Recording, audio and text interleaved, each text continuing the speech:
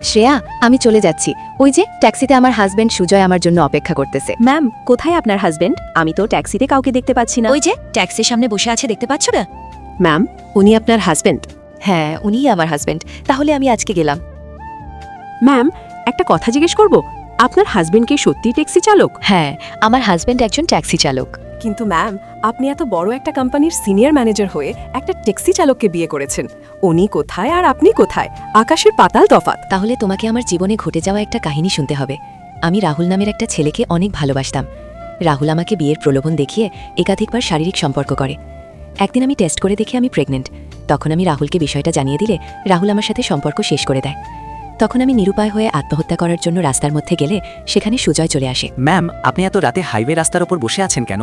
এখানে তো যে কোনো সময় অ্যাক্সিডেন্ট হয়ে যেতে পারে। তখন আমি সুজয়কে সবকিছু খুলে বলি। আচ্ছা ঠিক আছে, তাহলে আপনি আমার সাথে আমার বাসায় চলেন। এরপর বাসায় নিয়ে গেলে একদিন রাধিকা সুজয়ের সাথে যা করলো তা দেখলে তোমরা সকলে অবাক হয়ে যাবে। তার আগে তুমি দুধ খেতে ভালোবাসো না মদ খেতে ভালোবাসো? যদি দুধ খেতে ভালোবাসো তাহলে ভিডিওটি লাইক করে চ্যানেলটি সাবস্ক্রাইব করে দিও। সুজয়, আমি তোমাকে অনেক পছন্দ করি। আমি তোমাকে বিয়ে করতে চাই।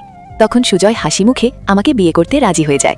এরপর থেকে আমি সুজয়ের বউ হয়ে বেঁচে আছি।